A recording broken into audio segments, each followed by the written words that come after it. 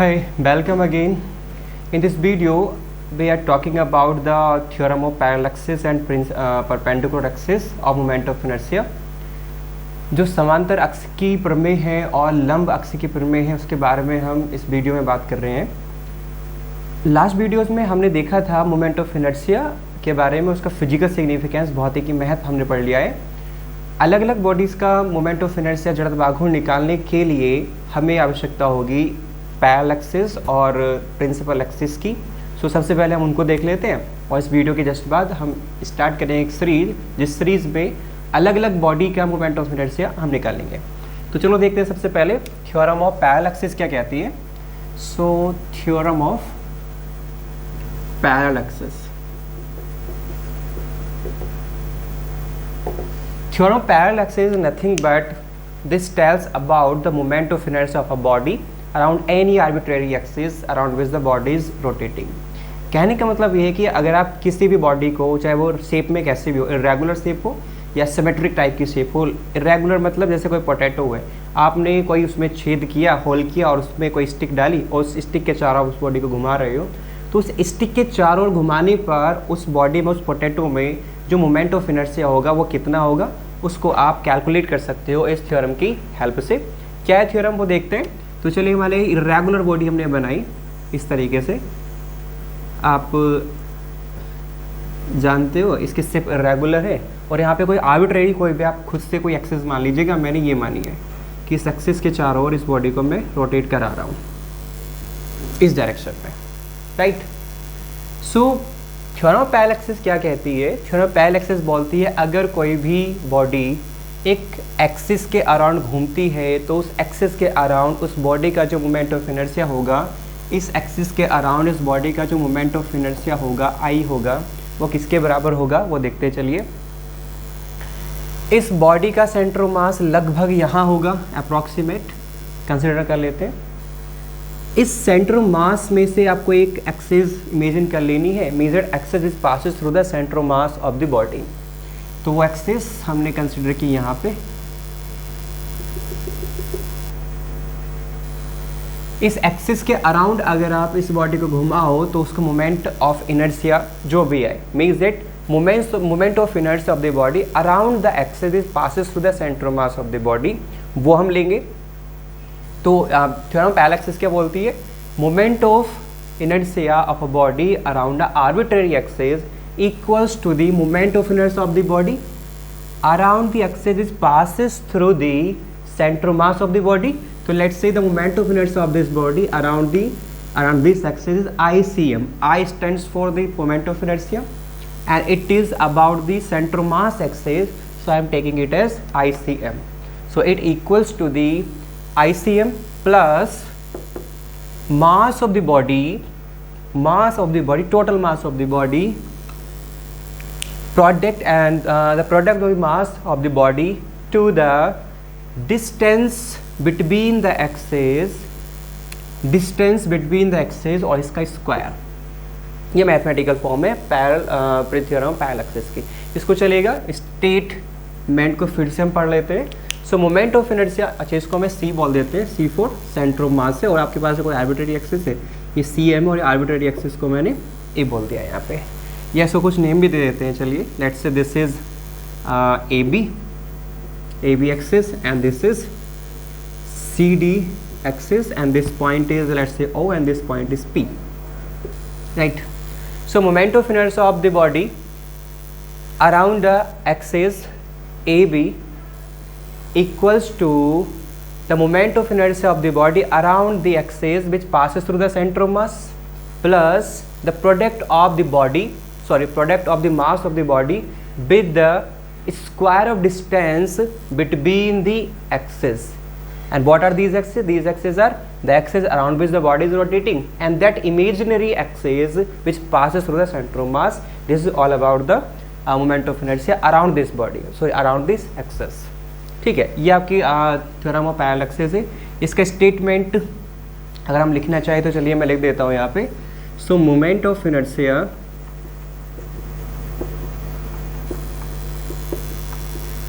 Around an axis of a body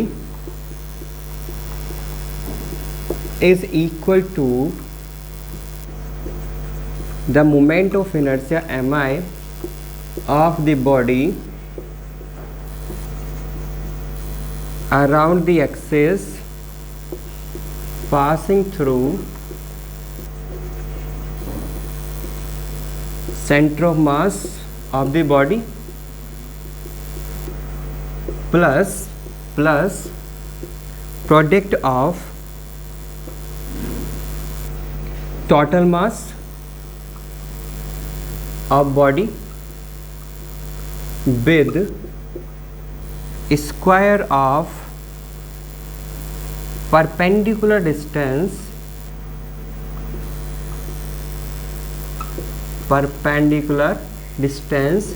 between the both axes.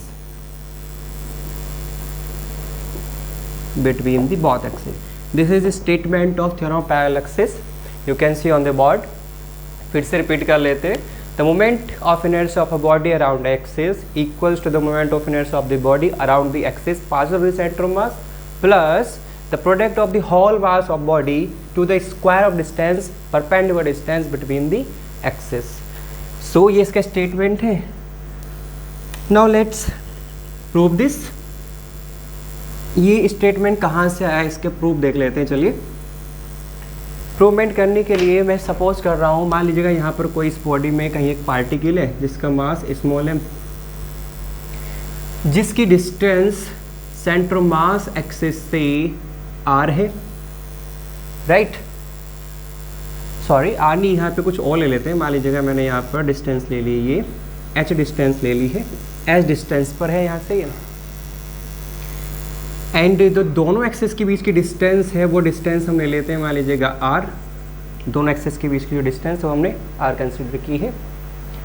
अब मुझे निकालना है इस बॉडी का मोमेंट ऑफ इनर्शिया इस एक्सेस के अराउंड, AB के अराउंड. सो AB के अराउंड इस बॉडी का मोमेंट ऑफ इनर्शिया कितना होगा. तो मैं क्या काम करता हूँ, इस जब ये पूरी बॉडी घूमेगी इस एक्सेस के around, I am rotating this whole body around this axis, not this axis, this is imaginary axis. Okay, so if the body is rotating around this axis AB, then simply it's all the particles are also rotating. So I am considering a particle having mass m, which is situated at distance h from the center of mass axis and r plus h from the axis about which the body is rotating. So मैं क्या काम करता हूँ, मैं इस particle का moment of inertia इस body के अराउंड निकालता हूँ. उस तरीके से इसमें जितने भी पार्टिकल होंगे इस पूरी बॉडी में, उन सबके मोमेंट ऑफ इनर्शिया निकालेंगे और सबको आपस में ऐड कर देंगे, जो मुझे कुल या टोटल मोमेंट ऑफ इनर्शिया देगा पूरी बॉडी का इस एक्सेस के around, right. So moment of inertia of this particle around this axis will be mass multiply the distance, perpendicular distance from the particle and to the axis of rotation. So what is the total distance of this particle from this axis? This is r plus s और h plus r. So this is h plus r and square होता है distance का, तो यहाँ पर हम square ले लेते हैं, राइट. और यहाँ पर आपको पता है ये पूरी बॉडी में केवल एक ही पार्टिकल नहीं है, बहुत सारे पार्टिकल सबके सब रोटेट कर रहे हैं, तो सभी का मोमेंट ऑफ इनर्शिया इसी तरीके से निकल जाएगा उनका मास के प्रोडक्ट उनके डिस्टेंस से. तो मैं क्या काम करता हूँ, सभी पार्टिकल का रिप्रेजेंटेटिव हमने वहाँ ले ही लिया है, इसी तरीके से सही पार्टिकल का सम ले लेंगे. तो यहाँ पे मैं लगा देता हूँ summation. This summation gives me the total moment of inertia of all those individual particles having by this body which are rotating about this axis. Okay, so ये आपको मिल जाएगा AB के अराउंड उन सभी particles का moment of inertia. Let's open this. So जब इसको open करेंगे आपको मिलेगा summation m h square plus r square plus 2hr, right. इसकी मल्टीप्लाई अंदर कर देते हैं, so this gives me mh square plus mr square plus 2hmr, right. Again summation mh square plus summation mr square plus summation 2hmr. Again आप देख सकते हैं यहाँ पे जो क्वांटिटीज़ यहाँ पर कांस्टेंट है उसको हम समीशन से बाहर लिख लेते हैं. सो जैसे समीशन एम एच स्क्वायर देखेंगे, इसकी वैल्यू क्या है, and summation M r square देखेंगे उसकी वैल्यू का, यहाँ पे 2 कांस्टेंट है और तो इसको बाहर लिख लेते हैं। और वैसे आपको यहाँ पे दिख रहा होगा एच डिस्टेंस जो है उस पार्टिकल की वो डिस्टेंस भी कांस्टेंट ही है, बिकॉज पार्टिकल एक्सेस रोटेशन से शिफ्ट थोड़ी हो है, बिकॉज सॉलिड बॉडी है। सो यहाँ पे 2 और h दोनों के दोनों कांस्टेंट है। I am taking them out, right. So summation M R is remaining.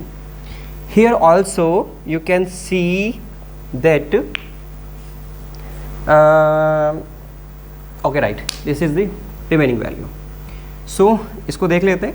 आपको यहाँ पे देख रहे हो और summation of m h square किसको शो कर रहा है, ये कह रहा है एम मास वाले पार्टिकल का मोमेंट ऑफ इनर्शिया उस एक्सिस के अराउंड जिसकी डिस्टेंस h है, राइट। फिर से आप देखिएगा, मास m वाले पार्टिकल का मोमेंट ऑफ इनर्शिया उस एक्सिस के अराउंड जिस एक्सिस की डिस्टेंस पार्टिकल से h है, ये एम एच स्क्वायर उसके मोमेंट ऑफ इनर्शिया को दे रहा है। सो मैं क्या काम कर सकता हूँ, यहाँ पे मोमेंट ऑफ इनर्शिया लिख सकता हूँ उस पार्टिकल का around the axis h having the distance h.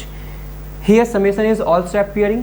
The means by the summation is that it is the sum of all those particles moment of inertia which are comprised in this body. So यहाँ पर जो moment of inertia है, ये जो moment of inertia है, ये moment of inertia किसका हो जाना है, हमारे पास इस पार्टिकल का। आपको यहाँ पे दिख रहा होगा h डिस्टेंस कौन सी है उस पार्टिकल की, सेंटर ऑफ मास वाली एक्सिस के अराउंड जो पार्टिकल घूम रहा है उसको मोमेंट ऑफ इनर्शिया को शो करेगा। सो ये मोमेंट ऑफ इनर्शिया में लिख सकता हूँ, this is ICM, means that moment of inertia of the particle having mass m around the axis which passes through the centre of mass, this is that, right. Now plus summation M r square क्या show कर रहा है वो हम देख लेते हैं। r is the constant value, r square distance है इन दोनों एक्सेस के बीच की, तो ये कांस्टेंट है, इसको हम बाहर लिख लेते हैं। एंड समेशन m आपके पास यहाँ रहा। समेशन m का मतलब क्या है, sum of the all masses of the particle, so it can be regarded as capital M. If the capital M is the mass of all bodies, then that will be the sum of the masses of all individual particles hanging by the body, right. Now the value of this expression is 0, and why this expression has the 0 value, let's talk about ahead. फिलहाल तो हमारे पास ये value यहाँ पर आ चुकी है, अभी इसके बारे में देखते हैं वैल्यू 0 क्यों है। हमारे पास जो फॉर्मूला आया ए बी के अराउंड, वो फॉर्मूला आया है IAB equals to ICM plus MR square, right. चलिए देखते हैं इस फैक्टर की वैल्यू क्यों है। यहाँ समेशन MR मैंने लिखा है 0 because which one physical quantity is represented by MR. MR is nothing but the moment of the particle M around that axis having a distance r, means that ये MR जो quantity show हो रही है वो क्या show कर रही है, इस पार्टिकल का मोमेंट किसके अराउंड, r डिस्टेंस के अराउंड। आपको पता है यहाँ पर इस पार्टिकल से मीन्स दैट आपने सेंटर ऑफ मास की कंसेप्ट पहले समझी है।